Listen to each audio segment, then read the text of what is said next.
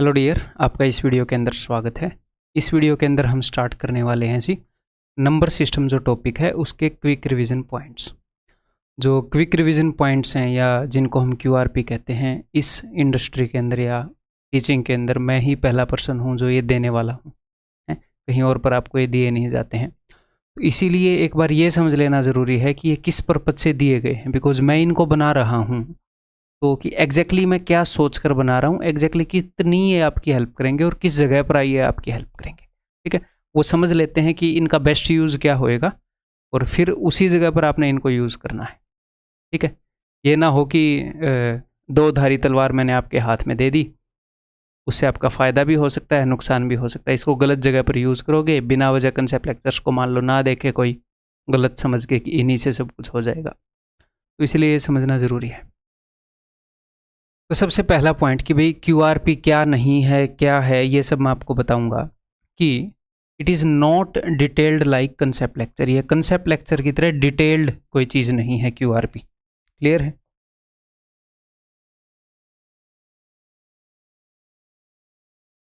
It is not detailed like concept lecture.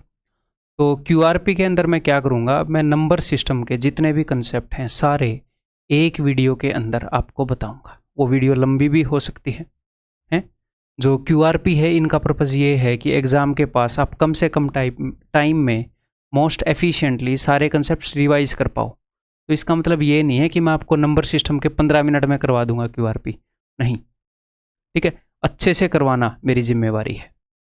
किसी chapter के हो सकता है 10 मिनट में भी हो जाएं, किसी चैप्टर के हो सकता है 2 घंटे में भी हो। अब आप बोलोगे सर क्यूआरपी भी 2 घंटे में हो सकते हैं। हाँ, क्योंकि हम उनको एफिशिएंटली करेंगे, खानापूर्ति नहीं करेंगे।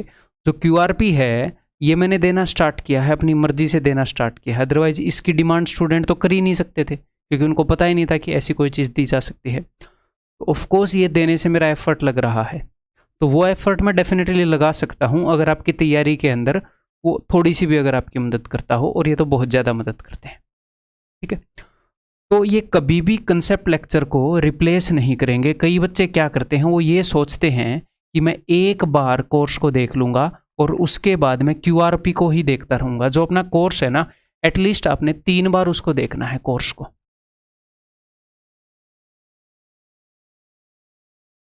ठीक है, और जो अपनी पीडीएफ्स हैं उनको मिनिमम 3 बार आपने करना है।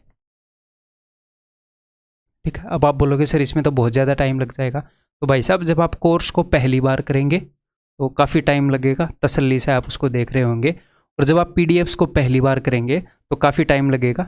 वीडियोस देखते ही जब आप इनको करेंगे, तसल्ली से करेंगे।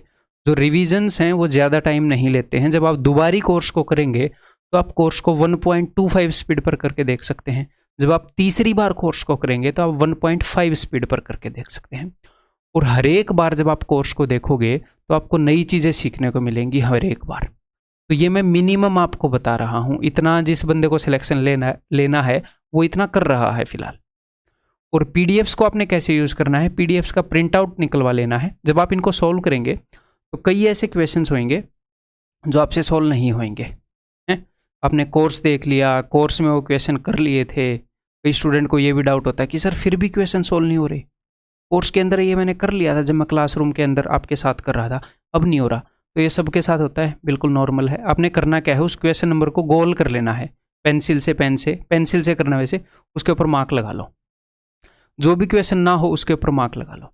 जब आप सेकंड टाइम पर, जब आप मान लो नंबर सिस्टम को रिवाइज करोगे, तो आपने ये देखना है कि जो गोल वाले क्वेश्चन है वो हो रहे हैं कि नहीं। अगर गोल वाला क्वेश्चन हो गया सेकंड टाइम पर आपसे, तो उसको रब कर दो पेंसिल वाले को, इसलिए मैंने पेंसिल से बोला था, तो उसको रब कर दो।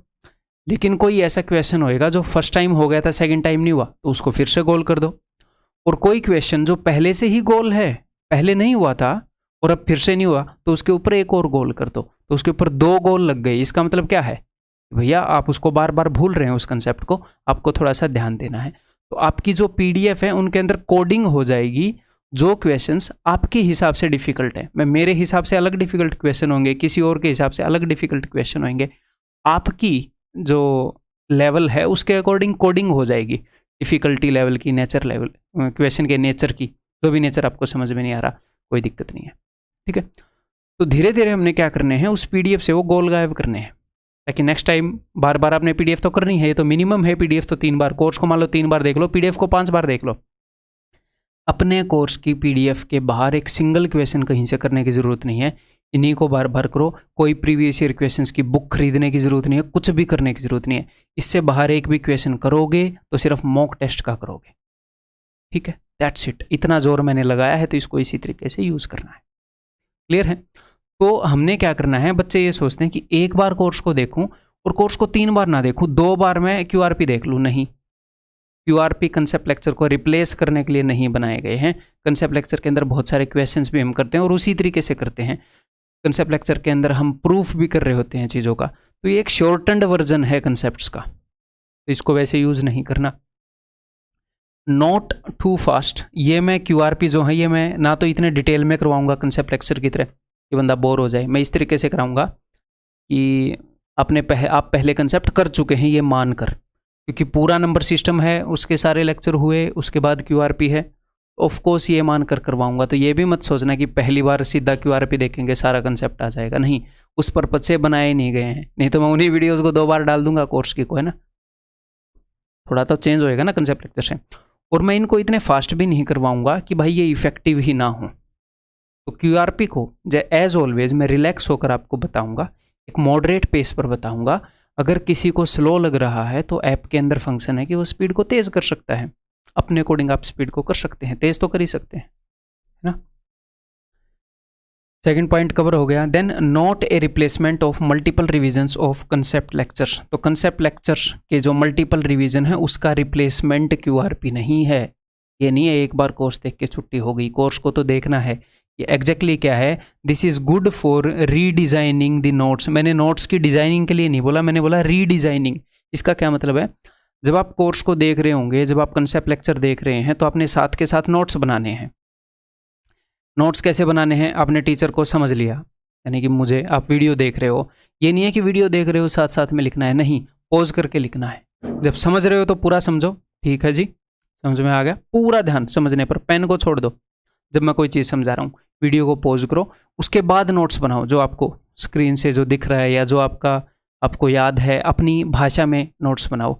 उन नोट्स को आप रीडिज़ाइन कर पाओगे क्यूआरपी से। जब आप क्यूआरपी देखोगे पूरा कोर्स खत्म होने के बाद, तो अगर कोई कमी रह गई, कुछ एक्स्ट्रा ऐड करना है, वो सब आप यहाँ से कर पाओगे। And touching all concepts near exam with maximum results to time ratio, यानी कि मिनिमम टाइम में मैक्सिमम रिजल्ट्स आपके मिले, ताकि पूरा नंबर सिस्टम कम से कम टाइम में रिवाइज हो जाए। तो वहाँ पर एग्जाम के पास क्यूआरपी काम आ जाएगा।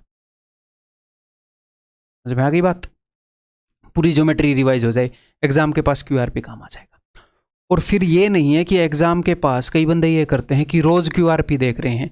ये क्यूआरपी आपने 1 या 2 बार देखने हैं, उसके बाद करना क्या है कि ये सारी चीज़ें अपने नोट्स के अंदर ट्रांसफ़र कर लेनी है, कि आपको क्यूआरपी इतने जल्दी से देखने की ज़रूरत ना पड़े। ये नहीं है कि ये दे दिए तो इनको बार बार देखते रहोगे।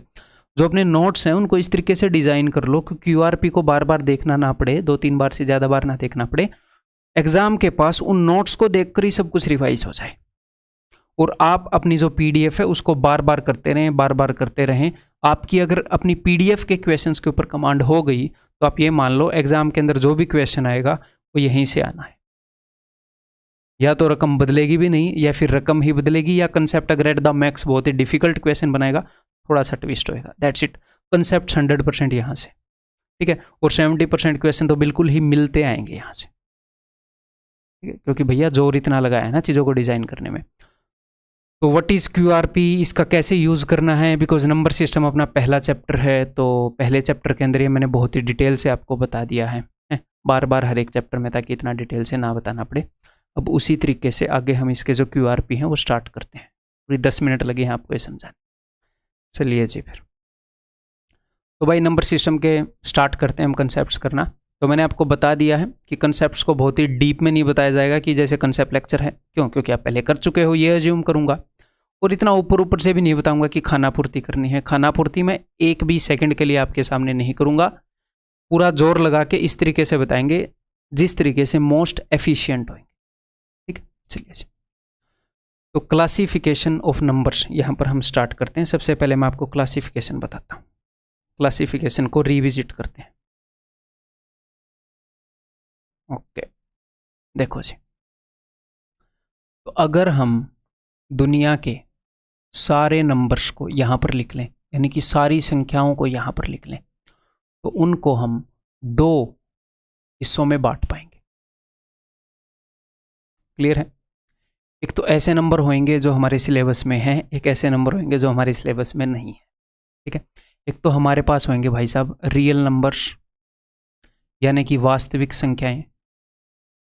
वास्तविक, वास्तविक कैसे बनेगा? मेरे को वास्तविक बन जाएगा ऐसे, तो है ना, ऐसे बनेगा वास्तविक संख्याएं। और दूसरे होंगे जी इमेजिनरी नंबर्स, या फिर कॉम्प्लेक्स नंबर्स। इमेजिनरी नंबर्स को हिंदी में बोला जाता है जी काल्पनिक संख्याएं,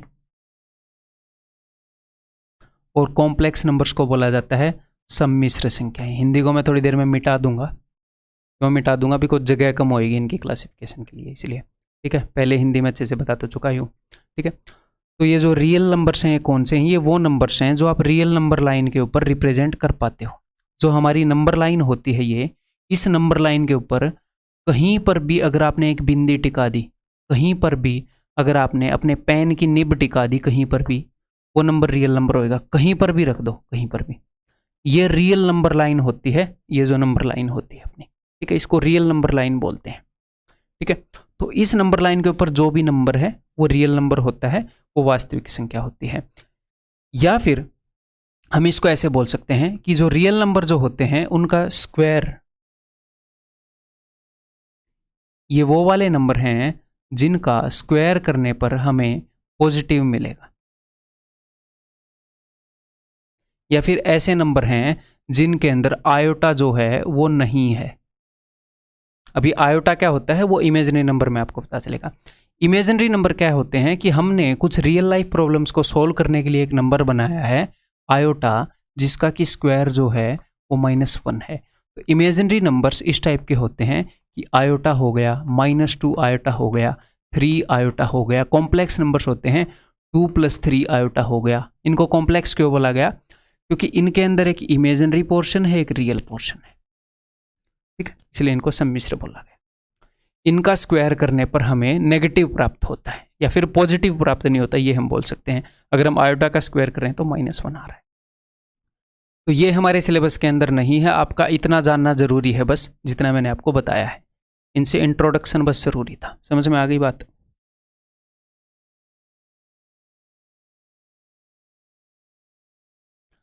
अगर ये ज़रूरी नहीं है, अगर ये हमारे सिलेबस में नहीं है, तो इनको हम यहीं पर छोड़ देते हैं।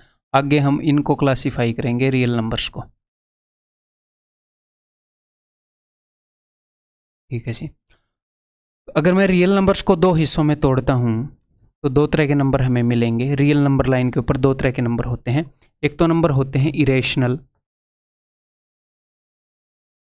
अपरिमेय संख्याएं, हिंदी में लिखूंगा नहीं, QRP हैं, हम ठीक ठाक रीजनेबल स्पीड पर कराएंगे। देन रैशनल नंबर्स, यानी कि प्रीमेय संख्याएं। ठीक है, इरेशनल नंबर्स वो वाले नंबर होते हैं जो P/Q की फॉर्म में नहीं लिखे जा सकते, जिनको हम P/Q की फॉर्म में नहीं लिख सकते। और रैशनल नंबर वो वाले नंबर होते हैं जिनको हम P/Q की फॉर्म में लिख सकते हैं, जहां पर Q is not equal to 0। ठीक है, इनको P/Q की फॉर्म में लिखने के क्वेश्चन भी आते हैं बार वाले नंबर्स को, वो हम आगे कराएंगे। ठीक है, या फिर अगर इरेशनल नंबर हम वो बोल सकते हैं, तो यहाँ पर मैं एक बार फिर से क्लियर कर दूं, ये वीडियो पहली बार सीखने के लिए नहीं है। मैं ये अज्यूम कर रहा हूँ आप पूरे कंसेप्ट लेक्चर्स को देख चुके हो। ठीक है, ये ना हो कि कोई बच्चा इसको पहली बार देख रहा है और उसको लग रहा है कि भाई एक आधी बातें आपको समझ में नहीं आएंगी उस हिसाब से। ठीक है, इरेशनल नंबर्स वो वाले डेसिमल नंबर होते हैं, मतलब इरेशनल नंबर वो वाले नंबर हैं, इनको अगर मैं डेसिमल की फॉर्म में कन्वर्ट करूं तो ये होंगे मेरे भाई नॉन टर्मिनेटिंग, जो खत्म भी नहीं हो रहे decimal number, and non recurring, और रीओकर भी नहीं हो रहे। रैकरिंग मतलब नॉन रिपीटिंग भी आप बोल सकते हो, कि रिपीट भी नहीं हो रहे, यानी कि 0.3725732415 ऐसे रैंडमली आ रहे हैं। तो इनको मैं P/Q की फॉर्म में लिख ही नहीं सकता, मुझे पता ही नहीं आगे क्या आएगा। ये ना तो ख़त्म हो रहे हैं ना ये रिपीट हो रहे हैं। तो रैशनल नंबर क्या होते हैं? रैशनल नंबर वो होते हैं जो पी बाई क्यू की फॉर्म में लिखे जा सकते हैं। क्यों? क्योंकि इनको अगर मैं डेसिमल की फॉर्म में लिखूंगा, ये या तो टर्मिनेटिंग आ जाएंगे, या तो डेसिमल नंबर टर्मिनेट हो जाएगा, ख़त्म हो जाएगा। इसका हिंदी वर्जन जानने की ज़रूरत नहीं है आपको, सिर्फ, और हिंदी वर्जन मैंने कंसेप्ट लेक्चर में बताया भी है, ठीक है, कि इसको हिंदी में क्या बोलते हैं। आपको सिर्फ फील आना चाहिए, और आपने पहले नोट्स बनाए होंगे मेरे ख्याल नंबर सिस्टम के, है ना, उनको रीडिज़ाइन करते रहना साथ साथ में। टर्मिनेटिंग जैसे कि 0.35 ख़त्म हो जाते हैं, या फिर ऐसे होंगे कि नॉन टर्मिनेटिंग है, ख़त्म नहीं हो रहे, कोई बात नहीं, लेकिन रिपीट तो हो रहे हैं, नॉन टर्मिनेटिंग है और रिपीटिंग है। जैसे 0.323232, 0.5 13 13 13 ऐसे रिपीट हो रहे हैं। क्लियर है? ये हमने कर लिया। देन इसके आगे तो भैया जो इरेशनल नंबर हैं, इनके अगर मैं एग्जांपल आपको दूं, एग्जांपल इनका हो जाएगा जैसे कि पाई, ई, गोल्डन रेशो है। थोड़ा सा फैंसी लुक देने के लिए मैंने ये एग्जांपल दे दिए। इसके बाद हमारे एग्जाम के लिए जो रिलेवेंट हैं, √3, √2, क्यूब रूट ऑफ 21, कोई भी जिसकी जो पावर है वो फ्रैक्शन में हो और वो सोल्व ना हो, है, वो इसी फॉर्म का आएगा, वो कभी भी खत्म नहीं होएगा, है। यहाँ पर ऐसे भी बोल सकते हैं 2 + √3, अगर ऐसा है तो भी ये इरेशनल है, 3 - √2 तो भी ये इरेशनल है। क्लियर है? तो रैशनल के एग्जाम्पल फिर मैंने आपको दे ही दिए हैं, कुछ भी 7/8 मान लो, 9/2 मान लो, जो भी p/q की फॉर्म में है, सिर्फ 5 मान लो, क्योंकि 5 भी 5/1 होता ही है, जो भी p/q की फॉर्म में लिखा हुआ है। या फिर डेसिमल में देखोगे तो जो भी अगर खत्म नहीं हो रहा तो एटलीस्ट रिपीट तो हो रहा है या खत्म ही हो रहा है। क्लियर है? इसके बाद आगे मैं क्या करूंगा, इसको तो मैं आगे लेकर चलूंगा नहीं, इसके बाद जो रैशनल नंबर हैं, जो प्रीमेय संख्याएं हैं, इनको तोड़ेंगे। तो एक और पेज ले लेते हैं भाई।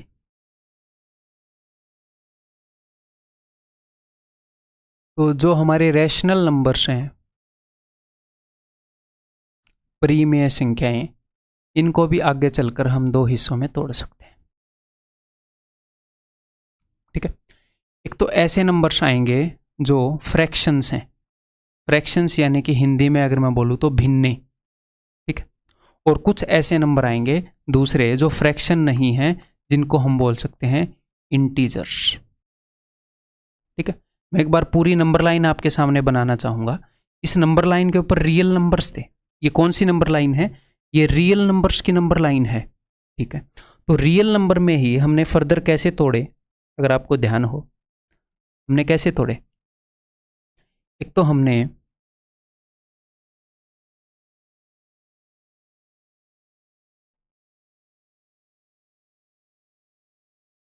यहाँ से रियल नंबर में से कुछ इरेशनल नंबर भी निकाल दिए हैं। तो यहीं पर कुछ इरेशनल नंबर भी होते हैं, जैसे -2, इस नंबर से जस्ट पहले क्या होएगा, -1 पॉइंट, एग्जाम्पल मैं दे रहा हूँ 834721375 ऐसे ख़त्म ही नहीं हो रहा, -1 से आगे मान लो यहाँ पर कोई ऐसा नंबर है, तो ये इरेशनल नंबर है। तो रियल नंबर को ही तोड़ा था ना इरेशनल और रैशनल के अंदर, तो ये पूरी रियल नंबर लाइन है, इसी में इरेशनल होगा, इसी में रैशनल होएगा। ठीक है? रैशनल कौन से हैं? रैशनल कोई भी, जो 2 हो गया ये 2/1 है, या फिर इस 3 के आगे कुछ भी, यहाँ पर मान लो 3 और 4 के बीच में कोई नंबर हो सकता है, मान लो 22/7, एक बहुत ही खूबसूरत एग्जाम्पल, पाई की वैल्यू। कई बच्चों को लगता है कि 22/7 इरेशनल है क्योंकि ये पाई की वैल्यू है, लेकिन भाई ये तो p/q की फॉर्म में लिखा हुआ है, क्योंकि ये पाई की अप्रोक्सीमेटेड वैल्यू है, एग्जैक्ट वैल्यू नहीं है। एग्जैक्ट तो 3.142 फलाना ढिमकाना आके रिपीट ही नहीं होती। क्लियर है? समझ में आ गई बात? तो अब दो तरह के नंबर, अब मैंने इरेशनल नंबर्स को निकाल कर फेंक दिया, सिर्फ रैशनल नंबर के ऊपर में आ गया। तो वहाँ पर फ्रैक्शन है, इंटीजर है। फ्रैक्शन कौन से हैं? ये ऐसे ऐसे फ्रैक्शन है, यहाँ पर हो सकता है 5/2 हो एग्जैक्टली बीच में, 2 और 3 के बीच में 5/2। तो कुछ तो फ्रैक्शन होंगे जो ये वाइट वाइट खंबे हैं, इन खंबों के बीच में फ्रैक्शन होंगे, और ये जो खंबे हैं ये इंटीजर्स होंगे। रैशनल को भी हमने तोड़ दिया, इरेशनल निकाल कर फेंक के, तो फ्रैक्शंस और इंटीजर बच गए। ठीक है भाई?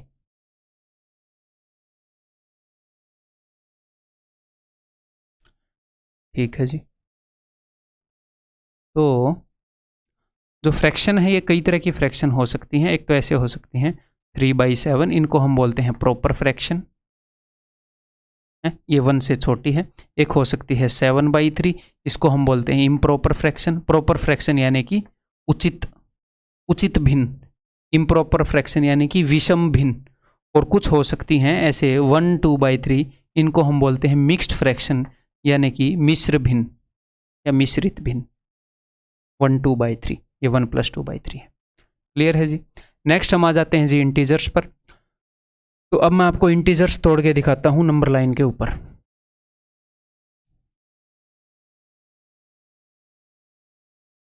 नंबर लाइन यहां पर बना लेते हैं, यहां पर, और मैं इंटीजर्स ही लिखूंगा। मैं कसम खाता हूं कि मैं इंटीजर्स लिखूंगा, इंटीजर्स के सिवा कुछ नहीं लिखूंगा। पुरानी मूवियों में ऐसे होता था, कोर्ट केस में। तो अब मैं इंटीजर्स के बारे में यहां पर बात कर रहा हूं, ठीक है भाई, इंटीजर्स के बारे में। इंटीजर्स कितनी तरह के होते हैं? एक तो सबसे बीच में एक इंटीजर आता है जो कि न्यूट्रल इंटीजर है, यानी कि ये ना तो पॉजिटिव है ना नेगेटिव है, न्यूट्रल है भाई साहब। अगर 0 से आगे हम जाएंगे तो यहां पर पॉजिटिव इंटीजर्स हैं, इनको हिंदी में बोलते हैं जी धनात्मक। अगर 0 से इस तरफ आएंगे तो ये सारे नेगेटिव इंटीजर्स हैं, जिनको हिंदी में बोलते हैं ऋणात्मक। क्लियर है? ये सारे इंटीजर्स हैं, इंटीजर्स को मैं ब्रेक कर रहा हूं। क्लियर है? और अगर मैं 0 के अलावा 1 2 3 4 ऐसे मैं चलता रहूं तो ये सारे होंगे नेचुरल नंबर्स।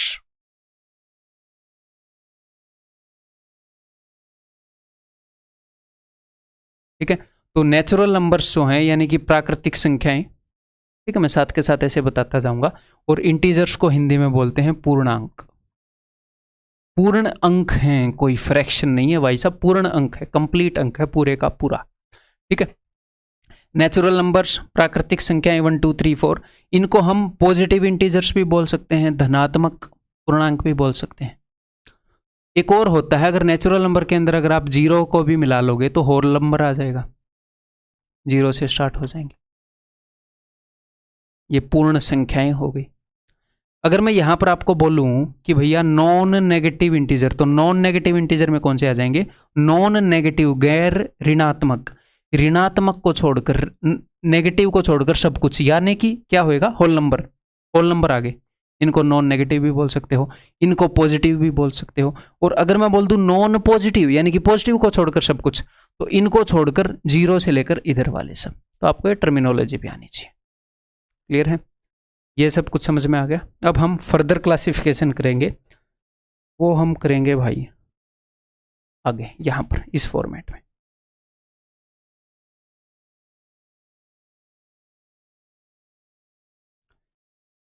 और फर्दर क्लासिफिकेशन के लिए वो बंद कर देते हैं। हाँ जी, तो इवन नंबर्स, सम संख्याएं। सम संख्याएं क्या होती है? Any number in the form of 2n where n is an integer, जहां पर n एक इंटीजर है, यानी कि इंटीजर क्या हो सकता है? 0 1 2 3 -1 -2 कुछ भी हो सकता है।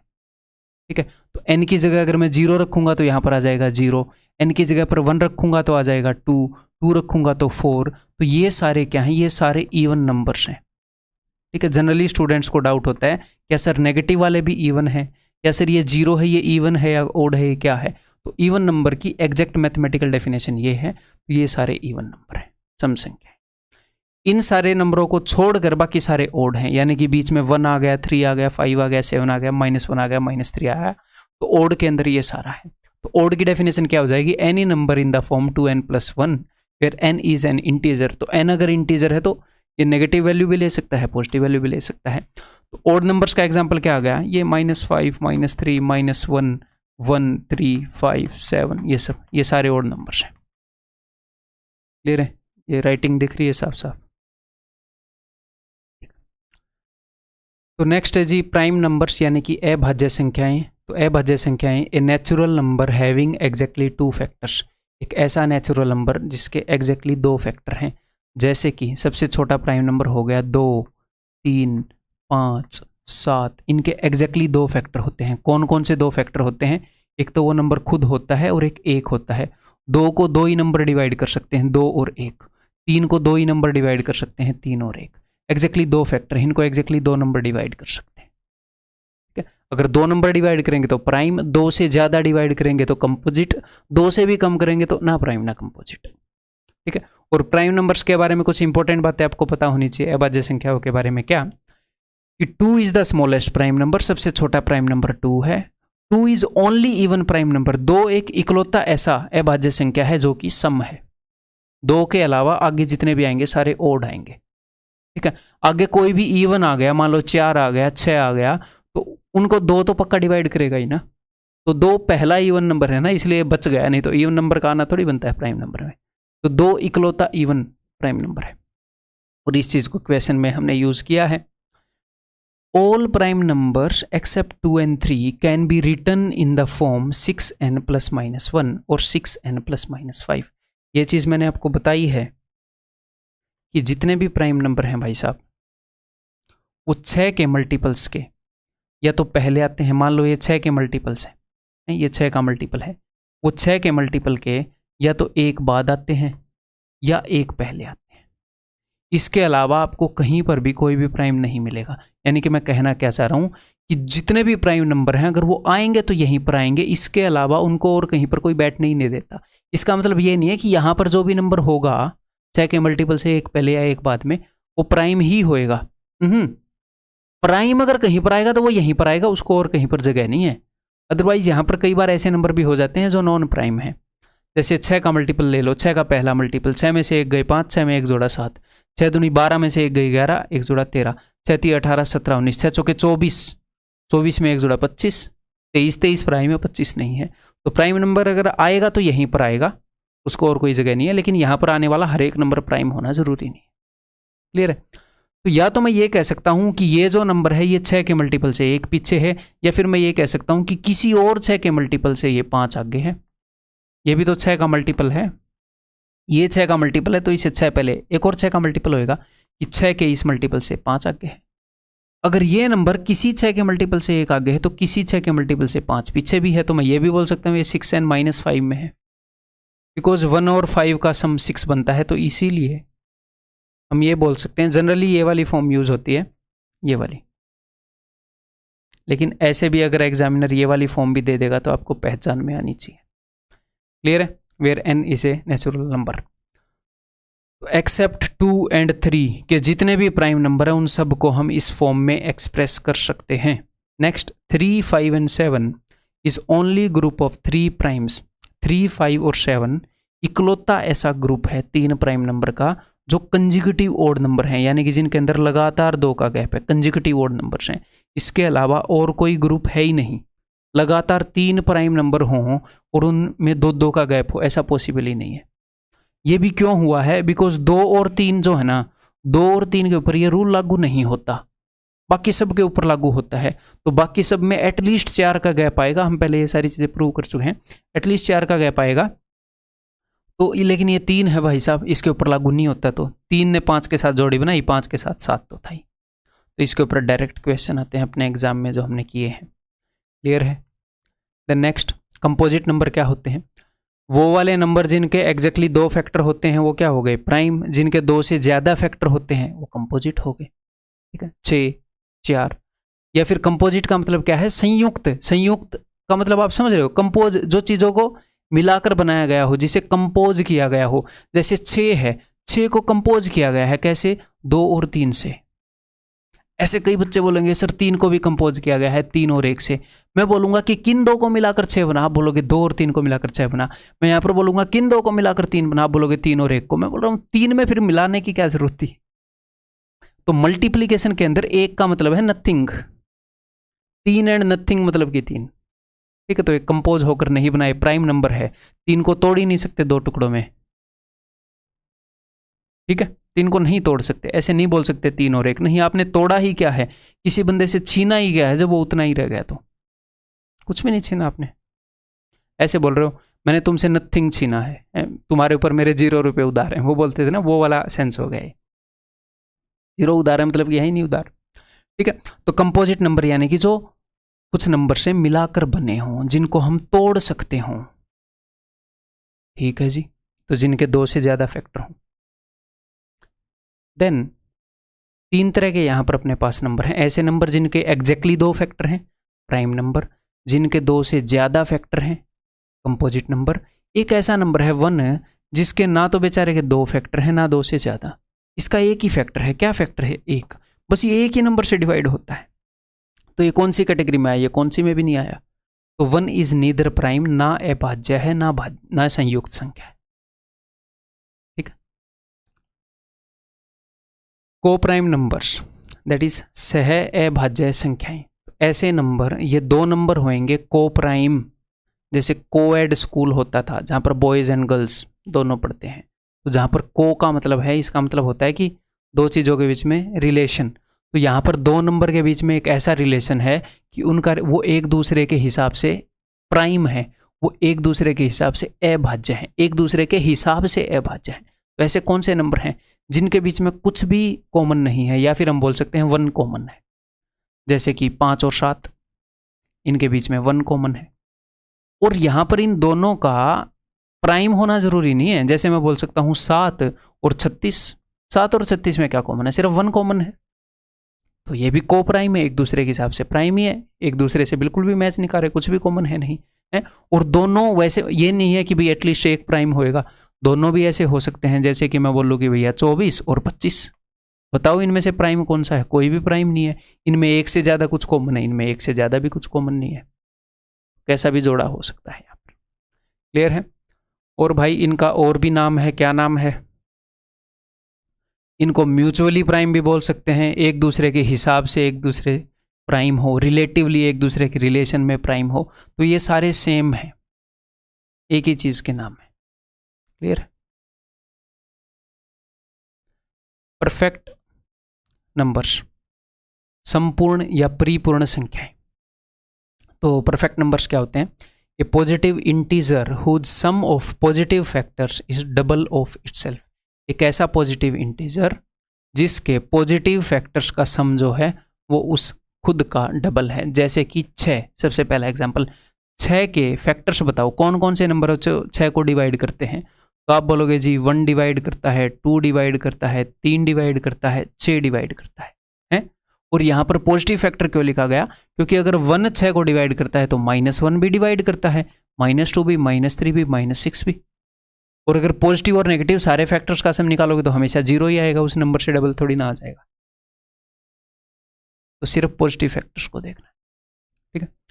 तो भाई साहब एक ऐसा नंबर जिसके सारे फैक्टर्स के अगर हम सम को करें तो देखो इन सब का सम आ जाएगा जी 12, तो उस नंबर से डबल आ रहा हो। या फिर दूसरी भाषा, परिभाषा ये भी हो सकती है कि अगर उस नंबर के सारे फैक्टर्स का सम करें खुद उस नंबर को छोड़कर बाकी के अलावा फैक्टर्स का, तो उस नंबर के बराबर आए। बात तो सेम ही है, उसको मिलाओगे तो डबल हो जाएगा, उसके अलावा उस इतना होगा। तो ऐसे नंबर्स को परफेक्ट नंबर्स कहते हैं। और ये 4 परफेक्ट नंबर हैं। इसके बाद अगला परफेक्ट नंबर बहुत बड़ा है, भयंकर बड़ा, अपने सिलेबस में भी नहीं आएगा। तो जस्ट आपने ये जान लिया, more than okay. Twin prime numbers, जुड़वा अभाज्य संख्याएं। तो ट्विन प्राइम नंबर ऐसे प्राइम नंबर हैं जिनके बीच में 2 का गैप है, जैसे कि 3 और 5, 5 और 7, 11 और 13। ऐसे प्राइम नंबर जिनके बीच में 2 का गैप हो उनको ट्विन प्राइम नंबर बोलते हैं। 5 is only prime which is in 2 twin prime pairs. 5 एक इकलौता ऐसा नंबर है जो 2 प्राइम पेयर्स के अंदर मौजूद है। देखो यहां पर भी, यहां पर भी। क्यों? क्योंकि ये इकलौती ऐसी गैंग है, थोड़ी देर पहले मैंने बताई, 3 नंबर्स की जो तीनों प्राइम है और तीनों कंसेक्यूटिव ऑड्स हैं। तो फिर ये 2 में आ गया, इसके अलावा आगे नहीं है, ऐसा कोई भी नंबर नहीं है। 13 और 15 करोगे तो 15 नॉन प्राइम हो गया, क्योंकि अब जो नंबर आ रहे हैं वो भैया इस 13 के 2 बाद कोई नंबर आ ही नहीं सकता प्राइम नंबर। ठीक है, एटलीस्ट 4 का गैप हमें चाहिए होता है एटलीस्ट। ठीक है। Sum of twin prime numbers except 3 and 5, 3 और 5 के जोड़े को अगर छोड़ दें तो जितने भी ट्विन प्राइम नंबर्स हैं उन सब का सम जो है वो 12 से डिविजिबल होगा। क्यों? बहुत ही सिंपल है, क्योंकि उनमें से एक तो जो है 6n-1 होएगा, एक जो है 6n+1 होएगा। अगर भैया वो ट्विन प्राइम नंबर आए हैं तो वो इसीलिए आए हैं कि 6 के मल्टीपल से जस्ट पहले वाला भी प्राइम निकलाया, उसके जस्ट बाद वाला भी प्राइम निकलाया। तो ये 6n-1 है, ये 6n+1 है, -1 से +1 गया, 12n आ गया, तो 12 का मल्टीपल तो हो ही गया। Also called as prime twin और प्राइम पेयर्स। इनको प्राइम ट्विन भी बोल सकते हैं, प्राइम पेयर्स भी बोल सकते हैं। ठीक है। नेक्स्ट नेक्स्ट हमारे सामने है जी ट्रायंगुलर नंबर्स। तो ये ट्रायंगुलर नंबर्स हैं। फिर ये कैसे आए, इनको ट्रायंगुलर नंबर क्यों बोलते हैं, त्रिकोण संख्याएं क्यों बोलते हैं, अभी बताता हूँ। देखो मैं लिखता हूँ 1 1 2 1 2 3 1 2 3 4 1 2 3 4 5। तो एक ट्रायंगल बन रही है, जी हाँ ट्रायंगल बन रही है। यहाँ पर सब का सम क्या है, यहाँ पर 1 है, यहाँ पर 1 + 2 कितना है 3, यहाँ पर क्या है जी, यहाँ पर है जी 6, यहाँ पर क्या है भाई साहब 10, यहाँ पर क्या है भाई साहब 15। तो नेचुरल नंबर से अगर हम ट्रायंगल बनाएं तो जो नंबर मिलते हैं 1 3 6 10 15 21, तो ये है। सर इसका कोई सिंपल वे है याद करने का, बिल्कुल सिंपल वे है। पहले एक नेचुरल नंबर का सम, पहला ट्रायंगुलर नंबर, पहले दो नेचुरल नंबर का सम सिग्मा 2, यानी कि पहले दो नेचुरल नंबर का सम 3, पहले 3 नेचुरल नंबर का सम, पहले 4 नेचुरल नंबर का सम, पहले 5 नेचुरल नंबर का सम। तो ट्रायंगुलर नंबर्स क्या है, पहले कुछ नेचुरल नंबर्स का सम है, सिग्मा 1 सिग्मा 2 सिग्मा 3, इनको ट्रायंगुलर नंबर्स बोलते हैं। क्लियर है। फिबोनाची सीरीज, ये हमने स्कूल के अंदर भी पढ़ी होगी, ये मैंने फिलहाल तक अपने इसके ऊपर बेस्ड कोई भी क्वेश्चन मैंने नहीं देखा है, फ्रेंकली बताऊं, पहले भी मैंने आपको बताया था, लेकिन ये मैं क्यों बता रहा हूँ, बिकॉज ये एनसीईआरटी में सिलेबस में है 10th तक। 2 मिनट लगते हैं, बता तो देना चाहिए आपको, रिकॉल ही कराना है, नई कोई चीज़ नहीं बतानी। एक सीरीज है जिसके पहले 2 टर्म हम अपनी मर्जी से लिखते हैं 0 और 1, उसके बाद अगला टर्म बनाने के लिए हम लास्ट 2 टर्म का सम कर देते हैं। जैसे 0 और 1 का सम 1 आ गया, 1 और 1 का सम 2 आ गया, 1 और 2 का सम 3 आ गया, 2 और 3 का सम 5 आ गया। या फिर आप ऐसे बोल सकते हो, अगला टर्म लेने के लिए हम उस टर्म के अंदर उसके पिछले वाला जोड़ के आगे लिख देते हैं 1 and 0 1, 1 and 1 2, 2 and 1 3, 3 and 2 5, 5 and 3 8, 8 and 5 13 and that's it. इसको फिबोनाची सीरीज बोलते हैं। ठीक है, जस्ट आपको पता होना चाहिए, दैट्स इट। रामानुजन नंबर के ऊपर एक बार क्वेश्चन आया है सीडीएस के अंदर, तो डेफिनेटली एसएससी के अंदर रिपीट होने के चांसेस है। आधे मिनट में पता लग जाएगा क्या है, डिटेल में लेक्चर के अंदर बता चुका हूं। ये इकलौता नहीं, सॉरी, ये सबसे छोटा ऐसा नंबर है जिसको मैं इस फॉर्म में लिख सकता हूं कि 2 नंबर्स के क्यूब का सम। ये इसको लिखने का एक तरीका हो गया, और एक और तरीका है इसको लिखने का, यानी कि 2 नंबर्स के क्यूब का सम इस फॉर्मेट में लिखने के 2 तरीके हों। सबसे छोटा यही नंबर है। सर क्या क्या तरीके हैं, इसको मैं लिख सकता हूं 1 का क्यूब + 12 का क्यूब, तो भी यही आएगा, और इसको मैं लिख सकता हूं 9 का क्यूब + 10 का क्यूब, तो भी यही आएगा। ठीक है, तो ये सबसे छोटा ऐसा नंबर है। रामानुजन की कहानी है इस नंबर के पीछे, वो कंसेप्ट लेक्चर में बताई थी। ठीक है, यहाँ कहानियां नहीं बताएंगे आपको यूआरपी में। Also called as taxi cab number, Hardy Ramanujan number, ये सब कुछ क्यों बोला जाता है मैंने आपको बताया था। सिलेबस के लिए वो ज़रूरी नहीं है, सिलेबस के लिए इतना more than enough. Important points, तो कुछ इंपॉर्टेंट पॉइंट्स भाई देखिए, जो डायरेक्टली अपने एग्जाम के अंदर ये जो नॉलेज है यूज़ होती है, कि अगर हम 2 इवन नंबर को जोड़ें तो इवन ही आएगा। हैं ये चीज़ें हमें फील हो जाती हैं, मैंने आपको फील कराई हैं कंसेप्ट लेक्चर के अंदर, अभी सिर्फ बताऊंगा। अगर एक इवन नंबर में एक ओड नंबर को जोड़ दें तो ओड ही आएगा, अगर 2 ओड नंबर को जोड़ दें तो इवन नंबर आ जाएगा, अगर इवन नंबर को मल्टीप्लाई कर दें तो भैया इवन ही होएगा, अगर इवन और ओड को मल्टीप्लाई कर दें तो भैया इवन ही होएगा, अगर ओड और ओड को मल्टीप्लाई कर दें तो भैया ओड ही होएगा। ये अंडरस्टैंडिंग आपकी होनी चाहिए, ये आपके अंदर फीलिंग होनी चाहिए, ये ऐसे रटने की जरूरत नहीं है, ये रट नहीं रखा मैंने, कंसेप्ट लेक्चर में आपको फील कराया है, वो फीलिंग होनी चाहिए। सम of n odd numbers is odd if n is odd।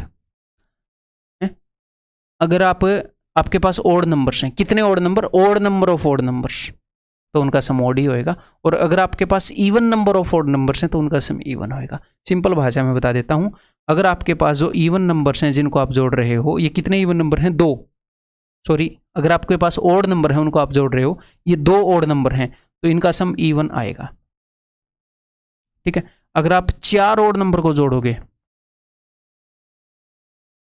तो फिर से इवन आएगा। क्यों? क्योंकि आप उतने ओड नंबर्स को जोड़ रहे हो जो इवन हैं, ये दोनों मिलाकर इवन बना लेंगे, ये दोनों मिलाकर इवन बना लेंगे, 2-2 का जोड़ा बन जाएगा, सारे मिलकर इवन हो जाएंगे। लेकिन अगर आप जोड़ रहे हो odd number of odd numbers को, तो भैया ये ओड ही आएगा। क्यों सर? क्योंकि 2 तो मिलकर जोड़ा बना लेंगे, एक भाई साहब एक्स्ट्रा रह जाएगा।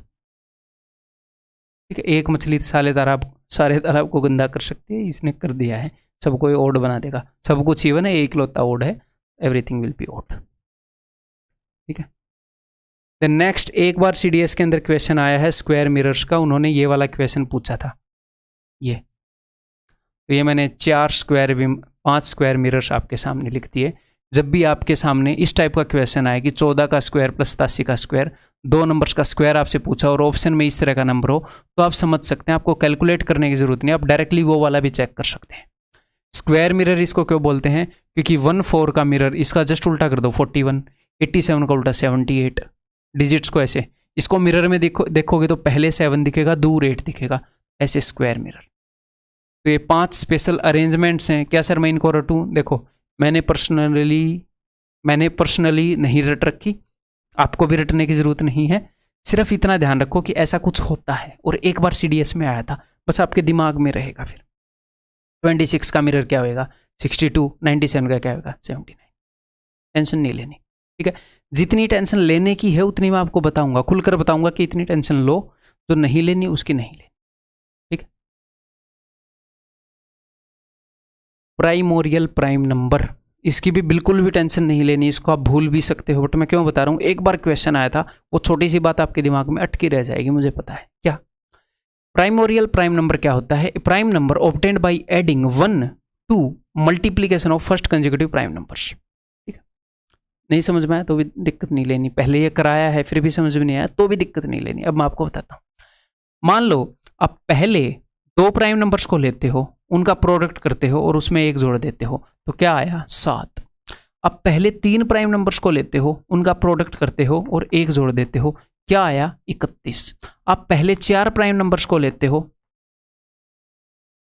और उनका प्रोडक्ट करते हो और 1 जोड़ देते हो, एक बार देख लेते हैं फिर जोड़ के, तो भाई 10 और 210, 211।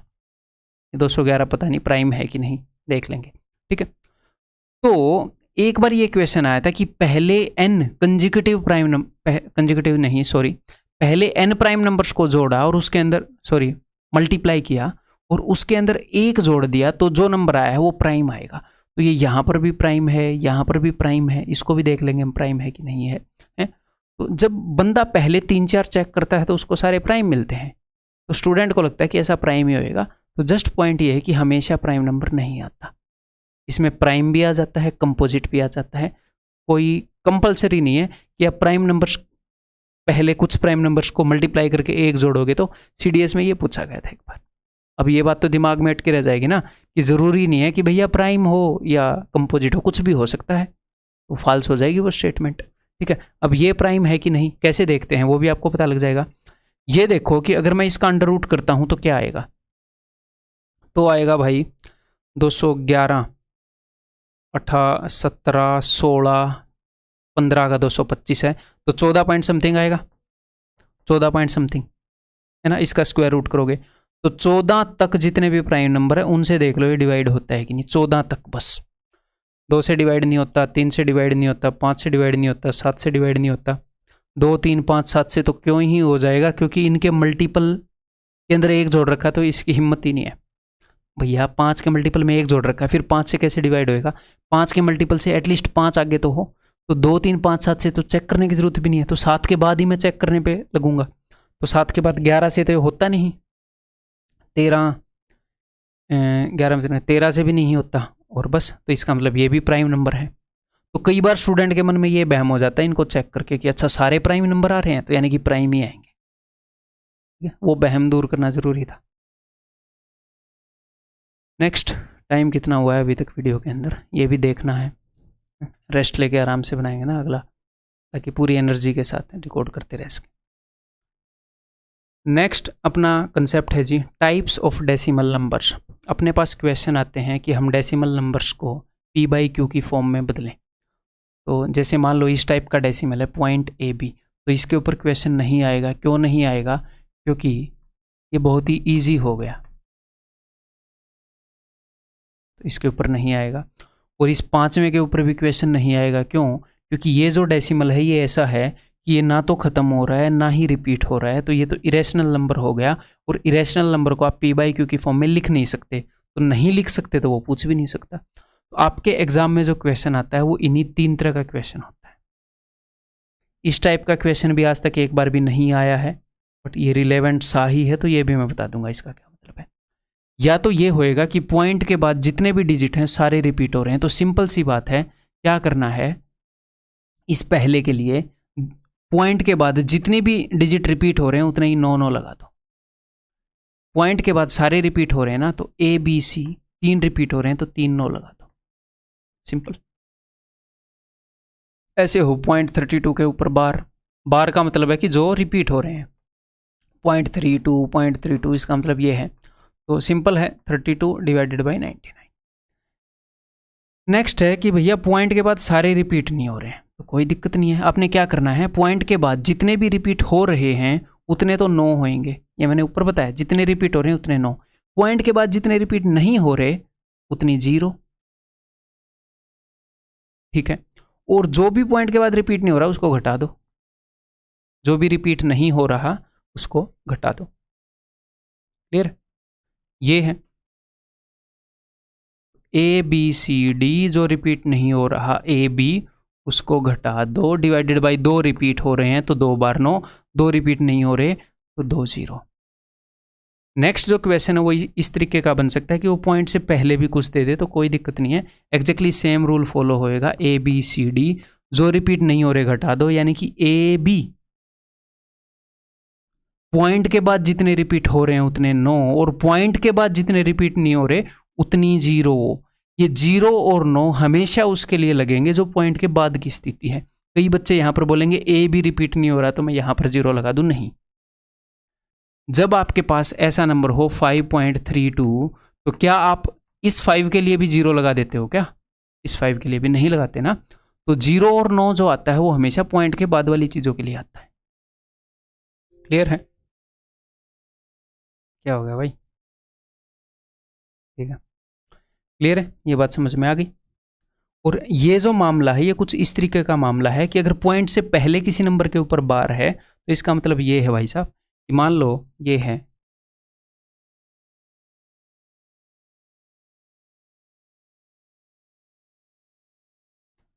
कि 3 बार .521, तो इसका मतलब ये है कुछ इस तरह का मामला है जिसके ऊपर बार है वो नेगेटिव का है, तो -3 प्लस में, ये पूरा नेगेटिव में नहीं है, अगले वाला पोर्शन प्लस में है, प्लस 0.521 बार।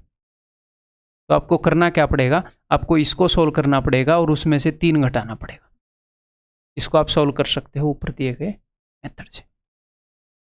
नेक्स्ट अपने पास है जी प्राइम फैक्टराइजेशन, यानी कि अभाज्य गुणनखंडेशन, मैं ये बोलने वाला था, अभाज्य गुणनखंडन। तो प्राइम फैक्टराइजेशन का मतलब है किसी नंबर को फैक्टराइज करना उसके प्राइम्स के रूप में, यानी कि उसको तोड़ना उसके प्राइम्स के रूप में। जैसे मैंने इस फोन को तोड़ दिया तो मैंने इसको फैक्टराइज कर दिया। इसी तरीके से अगर अपने पास कोई नंबर है तो इसको फैक्टराइज करना। 180 को मैंने तोड़ दिया, 18 × 10 होता है, जब तक मैं तोड़ सकूंगा मैं इसको तोड़ूंगा, ठीक है। यानी कि ईंट मार के फोन को तोड़ दिया, मतलब इसको अलग अलग पोर्शन में जिस जिस चीज़ों से बना है वो मैंने अलग अलग रख दिया, ठीक। हाँ, 18 को तोड़ सकते हैं, जी हाँ डेफिनेटली तोड़ सकते हैं। 9 और 2 10 को तोड़ सकते हैं, जी हाँ 5 और 2 10 को भी तोड़ सकते हैं। 9 को फर्दर तोड़ सकते हैं, जी हाँ 3 और 3। क्या 2 को तोड़ सकते हैं? 2 और 1 नहीं तोड़ सकते भाई, वो 1 अलग किया तो क्या अलग किया, वो 2 तो यूं का यूं रह गया। तो अगर 180 की प्राइम फैक्टराइजेशन आप करोगे तो उसके सारे प्राइम नंबर मिल जाएंगे कि ये किस किस से बना है। यानी कि यहाँ पर 2 जो है वो 2 बार आया है, 3 जो है 2 बार आया है, 5 जो है 1 बार आया है। Okay, so this is called as prime factorisation. Next आपको कुछ बातें पता होनी चाहिए क्या, कि अगर हम किसी नंबर की प्राइम फैक्टराइजेशन करते हैं, मान लो हमारे पास एक नंबर है n, इसकी मैंने प्राइम फैक्टराइजेशन की a की पावर p इंटू b की पावर q इंटू c की पावर r, जहाँ पर a b c ये जो है ये प्राइम नंबर्स हैं। प्राइम फैक्टराइजेशन जब हम करते हैं तो प्राइम नंबर की पावर्स के रूप में ही तोड़ते हैं ना, कि 2 की पावर 2, 3 की पावर 2, 5 की पावर 1। इन परफेक्ट स्क्वायर्स, तो अगर हमारा नंबर जो है वो परफेक्ट स्क्वायर हुआ तो जो प्राइम की जो पावर्स है ना वो 2 से डिविजिबल होंगी, या फिर वो इवन होंगी, या 2 का मल्टीपल होंगे। और अगर हमारा नंबर, अगर हमने प्राइम फैक्टराइजेशन की है और अगर हमारा नंबर परफेक्ट क्यूब हुआ तो इन प्राइम नंबर्स की जो पावर है वो 3 का मल्टीपल होंगी, क्योंकि वो क्यूब है। ठीक है, क्यूब का मतलब है किसी चीज का 3 बार होना, 3 बार होने से क्यूब बनता है। 3 इंटू 3 इंटू 3, 5 इंटू 5 इंटू 5। तो ये जो प्राइम नंबर्स हैं, हर एक प्राइम नंबर एटलीस्ट इतनी बार आया होगा कि 3 बार आ रही हैं चीजें। ठीक है, जैसे कि मान लो यहाँ पर ऐसे हो 5 की पावर 6, तो इस 6 को मैं 3 से डिवाइड कर सकूंगा, तभी मैं ऐसे लिख सकूंगा ना कि 5 की पावर 2 3 बार आई है। तो इसलिए पावर्स का 3 से डिविजिबल होना जरूरी है। If the number in the numbers which are perfect squares as well as perfect cube, अगर नंबर परफेक्ट स्क्वायर भी हो, यानी कि पावर जो है वो 2 से भी डिविजिबल होएगी प्राइम नंबर की पावर्स, और परफेक्ट क्यूब भी है यानी कि 3 से भी डिविजिबल होएगी, यानी कि 6 से डिविजिबल होंगी पावर्स, 2 से भी 3 से भी यानी कि 6 से। क्लियर है, बहुत ही सिंपल है। नेक्स्ट, तो भाई एक क्वेश्चन करेंगे, इस क्वेश्चन के माध्यम से क्या होएगा, सारे कंसेप्ट आपके रिवाइज हो जाएंगे नंबर ऑफ फैक्टर्स के। तो find the total number of factors of 3600 which are even, which are odd, which are multiple of 6। इन सारे क्वेश्चन का जवाब देंगे, लेकिन सबसे पहले इस क्वेश्चन का जवाब देंगे find the total number of factors of 3600 की टोटल फैक्टर कितने हैं, कंडीशन बाद में लगाएंगे। तो सबसे पहले क्या होएगा, मन ही मन में 3600 का प्राइम फैक्टराइजेशन। देखो 2 0 का मतलब है 2 बार 2 2 बार 5, 36 का मतलब है 9 और 4, तो इसका मतलब 2 जो है वो 4 बार आ गया, 2 बार 4 में 2 बार यहाँ पर। ठीक है, 3 2 बार आ गया 9 में, 5 जो है 2 बार आ गया, ये इसकी प्राइम फैक्टराइजेशन हो। ठीक है, तो अगर आपको सिर्फ ये बताना है कि इसके टोटल फैक्टर कितने हैं, तो इसकी पावर्स के अंदर भाई साहब 1 जोड़ना है हर एक पावर के अंदर। ठीक है जी, हर एक पावर के अंदर, और उनको मल्टीप्लाई कर देना है, 3 3 5 45। डिटेल में प्रूफ नहीं बताऊंगा। ठीक है, तो इसके टोटल नंबर ऑफ फैक्टर्स कितने हैं विदाउट एनी कंडीशन, वो है जी 45। अब आगे कंडीशन लगेंगी कि इसके इवन फैक्टर्स कितने हैं, तो इवन का मतलब है कि 2 से डिविजिबल, 2 से डिविजिबल। ठीक है, मल्टीपल ऑफ 6 का क्या मतलब है कि 6 से डिविजिबल। अच्छा, 6 से डिविजिबल फैक्टर बनाने हैं। अगर कोई फैक्टर 0 से एंड हो रहा है उसका मतलब है 10 से डिविजिबल। अच्छा, ये फैक्टर बताने हैं, तो आपने जब भी नंबर ऑफ फैक्टर बताने हैं कि 10 से डिविजिबल कितने हैं, 6 से डिविजिबल कितने हैं, तो आपने उस वक्त क्या करना है भाई साहब, सिंपल सी बात है, जिस भी नंबर से डिविजिबल फैक्टर बताने हैं उसको इससे कॉमन ले लो, इससे कॉमन ले लो आप 2 को। अंदर क्या बच गया, अंदर बच गया 1800, और 1800 के टोटल फैक्टर बता दो।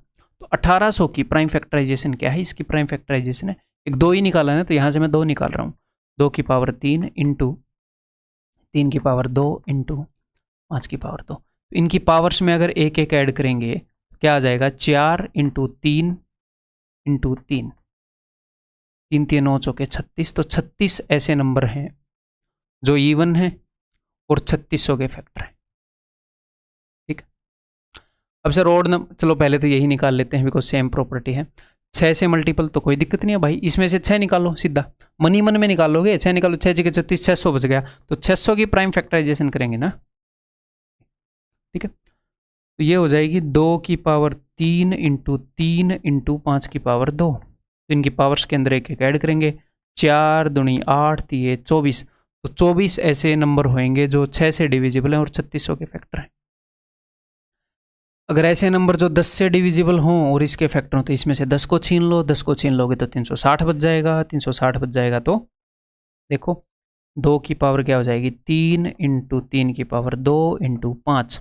अब इसकी पावर्स में एक एक ऐड कर दो, इसके टोटल फैक्टर बता दो बस, 4 3 12 दूनी 24, फिर से 24 आ गया। अलग ही लेवल का नंबर है, इतनी सिमेट्री लेके चल रहा है। अगर आपने ओड फैक्टर बताने हैं तो ओड फैक्टर बताने का सिंपल तरीका है, टोटल फैक्टर में से इवन घटा दो, 45 में से 36 गए 9। या फिर आप क्या कर सकते हो, ओड का मतलब है कि उसके पास 2 ना हो, तो आप उस नंबर की प्राइम फैक्टराइजेशन करो और जितने भी 2 हैं उनके ऊपर मारो काटा कि भाई तू नहीं चाहिए, तू भाग निकल पहली फुर्सत में। ठीक है, जितने भी बच गए हैं उनकी पावर के अंदर एक एक ऐड करके 3 3 9। क्लियर, समझ में आ गई बात। अगर आपने बताने कि भैया प्राइम फैक्टर्स कितने हैं, तो प्राइम फैक्टर जो आपको सामने दिख रहे हैं, एक 2 है, एक 3 है, एक 5 है, टोटल 3 ही प्राइम नंबर ऐसे हैं जो इसको डिवाइड कर सकते हैं। जब आप किसी नंबर की प्राइम फैक्टराइजेशन करोगे तो इसका मतलब क्या है, उसको ऐसे तोड़ना कि वो कौन कौन से प्राइम से बना है। तो ये कौन कौन से प्राइम नंबर से बना है, 2 से। सर 2 4 बार आया है, चाहे कितनी बार भी आया। कितनी तरह के प्राइम नंबर हैं, मैं ये पूछ रहा हूँ। कितनी तरह के, 3 तरह के हैं, एक 2 है, एक 3 है, एक 5 है ना, चाहे कितनी बार भी आया हो। तो 3 प्राइम नंबर हैं जो इनको डिवाइड कर सकते हैं। तो नंबर ऑफ प्राइम फैक्टर्स कितने हो गए, सिंपली जितने दिख रहे हैं। ठीक है सर, कंपोजिट। तो यहाँ पर एक छोटी सी ट्रिक है। ट्रिक मतलब कि आपके पकड़े जाने की गुंजाइश है अगर आप थोड़े से केयरफुल नहीं रहोगे तो। कि भाई साहब जो जितने भी नंबर्स हैं अपने, उनको हम 3 कैटेगरीज में डाल सकते हैं। एक तो हम उनको डाल सकते हैं कि भैया ये नंबर प्राइम है या फिर ये कंपोजिट है, और एक तीसरी कैटेगरी है नीदर प्राइम, ना ही प्राइम और ना ही कंपोजिट। ऐसा सिर्फ एक ही नंबर है, एक। तो आपको टोटल नंबर ऑफ फैक्टर्स पता हैं। अगर मान लो आपको कंपोजिट फैक्टर निकालने हैं तो आपको टोटल नंबर ऑफ फैक्टर पता है कि 45 है। आपको प्राइम नंबर देखते ही पता चल गया कि 1 2 3 3 है, और एक यहाँ पर नंबर है। एक हर एक नंबर का फैक्टर होता है, एक जो है। तो अगर आप जो 45 प्राइम नंबर्स, अगर आप 45 फैक्टर्स को इकट्ठे करोगे, आपने बोला कि भाई 3600 के सारे फैक्टर इधर आओ, आए। आपने बोला जितने प्राइम फैक्टर हाथ खड़े करो, तो 3 बंदों ने हाथ खड़ा किया। आपने सोचा बाकी सारे तो कंपोजिट होंगे, नहीं। आपने बोला कि ऐसा भी कोई है क्या जो ना तो कंपोजिट है और उसने हाथ भी नहीं खड़ा किया, ये एक मिलेगा। एक हर एक नंबर का फैक्टर है, हर एक नंबर को डिवाइड करता है। तो ये ना तो प्राइम है ना कंपोजिट है। तो जितने प्राइम नंबर हैं वो प्लस 1, उनको निकालो रूम से। 3 और 1 4, 45 में से 4 गए 41। तो कंपोजिट फैक्टर बताने का तरीका क्या होएगा, total factor minus prime plus 1। ठीक है, दैट विल बी 41। ठीक है, नेक्स्ट एंडिंग विद 5। अब आप ये मुझे बताओ,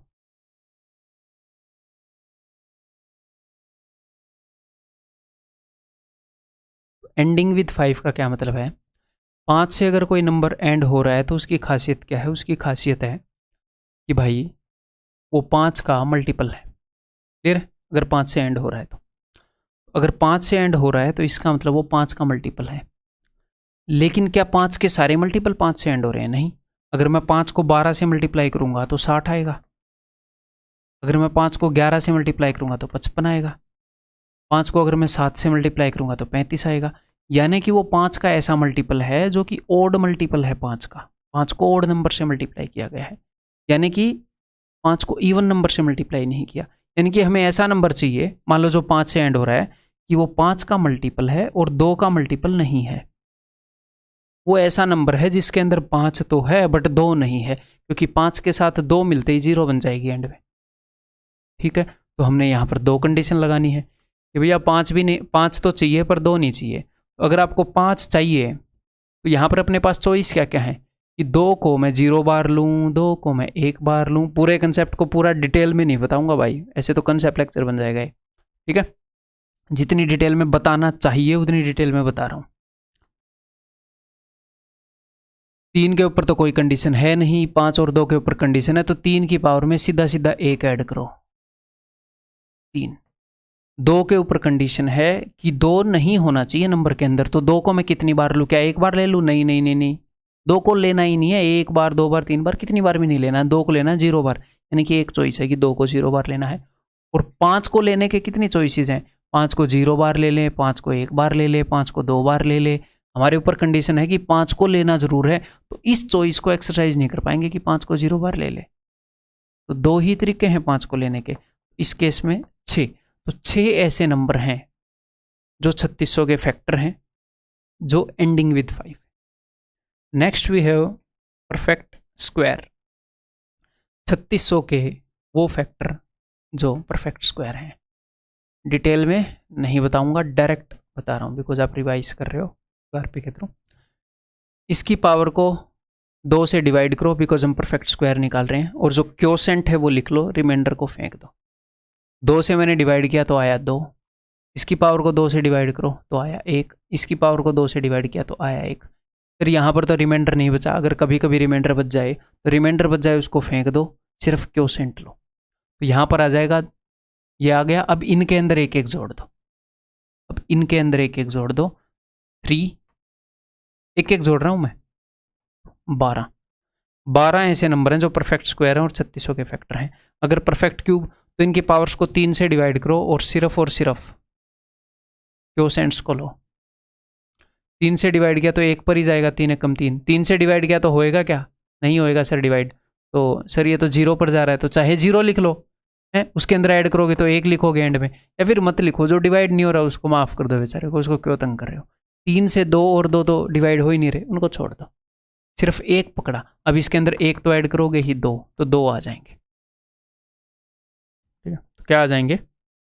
2 आ जाएंगे। क्लियर है? कितने टाइम का हो गया है? 1 घंटे का हो गया है। आगे बढ़ते हैं, 15-20 मिनट का और रिकॉर्ड करते हैं। उसके बाद सर इतने लंबे लंबे QRP होंगे, एक आधे चैप्टर के होंगे इतने लंबे, बिकॉज वो चैप्टर डिजर्व करते हैं, उनके अंदर कंटेंट ही इतना है, कंसेप्ट ही इतना है। एक आधे चैप्टर के हो सकता है बिल्कुल 10 मिनट के ही हो जाए। ठीक है, तो हम चैप्टर के साथ जस्टिस करेंगे, हम खाना पूर्ति नहीं करेंगे, जल्दबाजी नहीं करेंगे, ना मैं करूँगा ना आपने करनी है। ठीक है भाई, सिलेक्शन फॉर्मेलिटी करने से नहीं होता, सिलेक्शन होता है जब टीचर और स्टूडेंट दोनों मिलकर जोर लगाते हैं। टीचर और स्टूडेंट, तो मैं अपना जोर लगा रहा हूँ, आपने भी जोर लगाना है। अपनी तरफ से अगर कसर छोड़ दोगे फिर भी नहीं होएगा। समझ में आ गई बात? तो दोनों को जोर लगाना है। अपनी तरफ से कोई भी शिकायत आए कॉल करके बताओ, उसको तुरंत इंप्रूव कर देंगे। सिर्फ टीचिंग के अंदर तो शिकायत आएगी नहीं, मैं कसर छोड़ ही नहीं सकता। कोई भी और छोटी मोटी भी परेशानी है, व्हाट्सएप करो अपने हेल्पलाइन नंबर के ऊपर, मैं उसको दूर कर देता हूँ। ठीक है, किसी भी तरह की मैं नहीं चाहता आपको परेशानी है, छोटी सी भी। अपने हाथ में होती है तो तुरंत ठीक करते हैं, हाथ में नहीं होती तो उसको धीरे धीरे हाथ में लाते हैं, फिर ठीक करते हैं। Important points, every number has positive and negative factors. हर एक नंबर के पॉजिटिव और नेगेटिव फैक्टर्स होते हैं। मैंने आपको बताए कि भैया 6 जो है उसके पॉजिटिव फैक्टर्स भी हैं, ऐसे नंबर ये 6 के फैक्टर हैं, और नेगेटिव फैक्टर्स भी होते हैं। और अपनी SSC के अंदर, रेलवे के अंदर, अपने जो कॉम्पिटिटिव एग्जाम है उनमें जब तक स्पेसिफिकली मेंशन ना किया जाए कि नेगेटिव फैक्टर्स भी लेने हैं, तब तक हम नेगेटिव फैक्टर्स लेते नहीं। जैसे मैंने आपसे क्वेश्चन पूछा कि 6 के कितने फैक्टर हैं, तो आप आंसर 4 ही दोगे। 6 को एक बार तोड़ो जरा, 3 दूनी 6, इनकी पावर्स में 1 ऐड करोगे तो 4 ही। तो हमारे एग्जाम में वो बाय डिफॉल्ट पॉजिटिव ही पूछता है, आज तक नेगेटिव उसने नहीं पूछे, तो हमें ये पता होना चाहिए, नहीं तो इसके 8 बता दोगे फिर आप, और मैंने उस हिसाब से आपको सिखाया भी नहीं कि आप 8 बताओ, है ना। जस्ट मैं बता रहा हूँ, पता हो। Total number of factors of perfect squares are always odd in number. Perfect square के जो टोटल नंबर ऑफ फैक्टर्स हैं वो ओड होते हैं। क्यों? वो इसलिए होते हैं, किसी भी परफेक्ट स्क्वायर की अगर आप प्राइम फैक्टराइजेशन करोगे तो आपको एक तो बात पता है कि ये जो हैं ये सारे इवन होंगे। भैया परफेक्ट स्क्वायर की प्राइम फैक्टराइजेशन करोगे तो प्राइम नंबर्स की जो पावर है वो तो इवन होंगी, और जब आप उनमें 1 ऐड कर दोगे, इवन में 1 ऐड कर दोगे तो वो ओड बन जाएगा। और टोटल नंबर ऑफ फैक्टर कैसे निकालते हैं? टोटल नंबर फैक्टर इनमें 1 ऐड करके मल्टीप्लाई करते हैं। तो भैया अगर आप सारे ओड नंबर्स को मल्टीप्लाई करोगे तो रिजल्ट तो ओड ही आएगा। ये मैंने आपको बताया ही है, ये अंडरस्टैंडिंग। कितने भी ओड नंबर को मल्टीप्लाई कर लो रिजल्ट तो ओड ही आएगा। तो परफेक्ट स्क्वायर के जो टोटल नंबर ऑफ फैक्टर हैं वो ओड ही होते हैं, या फिर अगर किसी नंबर के total number of factor odd हो यानी कि वो परफेक्ट स्क्वायर है। ठीक है, इस चीज के ऊपर भी एक क्वेश्चन आया है CGL मैथ्स के अंदर, all numbers in the form, all numbers in the form prime raise to power 2 has 3, have आएगा, हैव 3 फैक्टर्स, या जो भी है हैज आएगा मेरे ख्याल। चलो, जैसे मान लो एक नंबर है, क्या है, 4। 4 किस फॉर्म का नंबर है? 2 रेज टू पावर 2, यानी कि प्राइम नंबर का स्क्वायर है, तो इसके 3 फैक्टर होंगे। 3 फैक्टर क्यों होंगे? क्योंकि ये जो 2 है, 2, आप टोटल नंबर ऑफ फैक्टर कैसे निकालते हो कि उसकी प्राइम फैक्टराइजेशन की और उसकी पावर में 1 ऐड कर दिया तो 3 हो गए ना। तो आप बोलोगे सर ये तो हमें डायरेक्टली पता है, आप क्या बता रहे हो, इतनी सिंपल सी बात।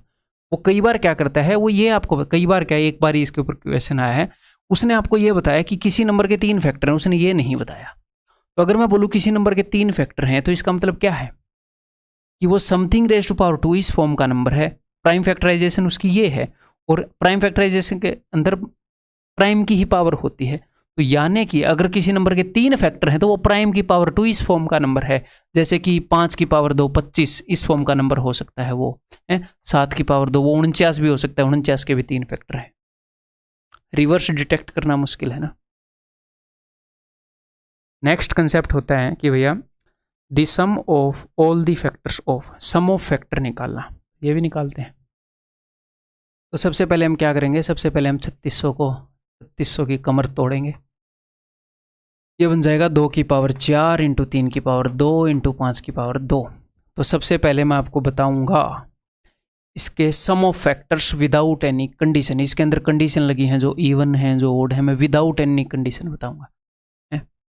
तो उसमें हमने क्या करना है, हमने ये करना है कि 2 की पावर 4 तक ये जा रहा है, तो 2 की पावर 0 प्लस 2 की पावर 1 प्लस 2 की पावर 2 प्लस 2 की पावर 3 प्लस 2 की पावर 4 इंटू 3 की पावर 0 3 की पावर 1 प्लस 3 की पावर 2 इंटू 5 की पावर 0 5 की पावर 1 प्लस 5 की पावर 2। ये फॉर्मेट है, ये अपना आंसर हो जाएगा।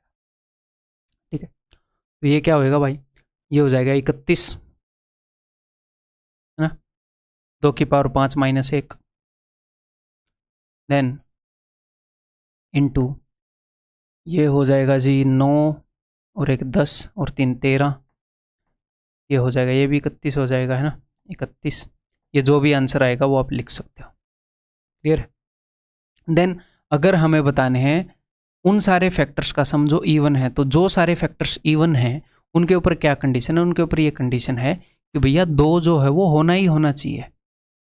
इवन नंबर कौन सा नंबर है, इवन नंबर वो वाला नंबर है जिसके पास एटलीस्ट एक 2 है। अगर 1 2 आते ही इवन बन जाता है। 2 2 आ गए तो सर तो इवन बनेगा ही बनेगा। 1 2 आ जाए, उससे ज़्यादा कितने ही आ जाए, एक मिनिमम चाहिए। अगर मैं आपके पास पूछूं कि क्या आपके पास कार है, तो अगर आपके पास 1 कार है तो भी आप बोलोगे हाँ, अगर आपके पास 2 है तो भी आप बोलोगे हाँ। अगर आप ज़्यादा दिखाने का शौक है तो आप शायद बोल दो 2 कार है, लेकिन मैंने ये नहीं पूछा कितनी है, मैंने पूछा है कि नहीं। ठीक है, तो अगर आपके पास 10 कार है, मैं आपको पूछूं क्या आपके पास कार है, तो बोलोगे हाँ, दिखावटी हो गए 10 बोल दोगे। समझो आगे बात। तो इवन नंबर होने का मतलब है कि क्या उसके पास 2 है या नहीं है, कितने हैं मैटर नहीं करता, तो 1 2 होना जरूरी है मिनिमम। तो अगर आप इवन नंबर ऑफ अगर इवन फैक्टर्स का सम चाहते हो तो इस चॉइस को मत लेना कि 2 की पावर 0। 2 की पावर 0 का मतलब है 1 भी 2 ना लेना, ना ना, ये अलाउड नहीं है भाई। एटलीस्ट एक बार 2 लेना पड़ेगा। ये सब निकाल लेना, इवन फैक्टर्स का सम आ जाएगा। अगर हमने ओड फैक्टर निकालने हैं, ओड फैक्टर का क्या मतलब है कि भैया 2 जो है वो नहीं होना चाहिए, 2 नहीं होना चाहिए। तो 2 की पावर जो भी आती है इस नंबर को हम इग्नोर करेंगे, बाकी वाले से निकालेंगे। सिंपल है, क्लियर है। मल्टीपल ऑफ 6 निकालना है, यहाँ पर मैं पूरे निकाल के नहीं बताऊंगा, हम सवाल थोड़ी कर रहे हैं, QRP कर रहे हैं। ठीक है, अगर आपने मल्टीपल ऑफ 6 निकालना है तो भी बहुत ही सिंपल है।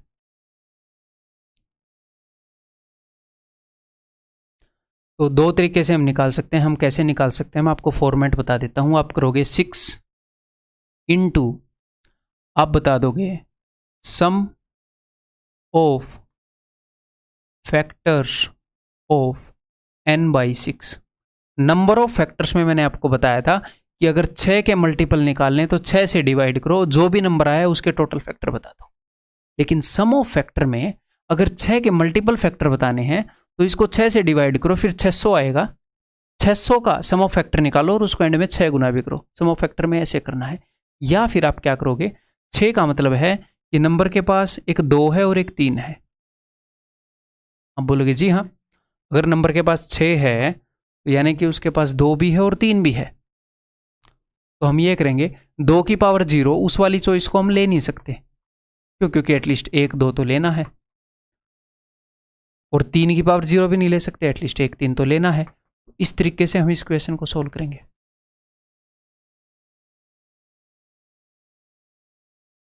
क्लियर है।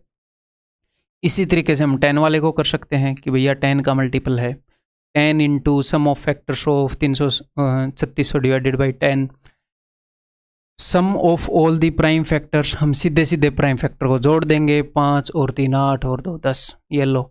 Sum of all the composite factors, तो यहाँ पर आप क्या करोगे, तो हम यहाँ पर ये काम कर सकते हैं कि sum of all the factors, sum of all factors without any conditions minus हम क्या करेंगे, sum of prime factors, because ये आप इजीली निकाल सकते हो प्राइम फैक्टर्स का सम, प्लस 1, एक और नंबर बच जाता है जो ना प्राइम है ना कंपोजिट है 1, उसको भी घटा देंगे, तो ये आ जाएगा sum of all the composite factors ending with 5। तो इसका क्या मतलब है, ऐसे नंबर जिनके पास 5 तो है लेकिन 2 नहीं है, हमने किया था नंबर ऑफ फैक्टर्स के अंदर। तो यहां पर हम क्या करेंगे, उनके पास 5 है, ठीक है जी, 5 का होना जरूरी है। क्या 3 के ऊपर कोई कंडीशन है, फिर 3 के ऊपर तो कोई कंडीशन नहीं है, तो भाई इसका सीधा सीधा लिख दो, इस बेचारे को क्यों तंग कर रहे हो, ठीक है। फिर उनके पास 5 का होना जरूरी है, तो इसका मतलब 5 की पावर 0 नहीं ले सकते, बाकी सारे केसेस ले लेंगे। सर उनके पास 2 1 भी नहीं होना चाहिए, तो ठीक है 2 1 भी नहीं होना चाहिए, जो चीज़ नहीं होनी चाहिए ना उसको भूल जाओ। कई बच्चे यहाँ पर लिखते हैं कि 2 की पावर 0, अरे आप मार्केट में अगर आपको आम नहीं लेने तो आप जाकर दुकानदार को ये थोड़ी बोलोगे कि मुझे आम मत दो, अपने घर पर बैठे रहो ना शांति से।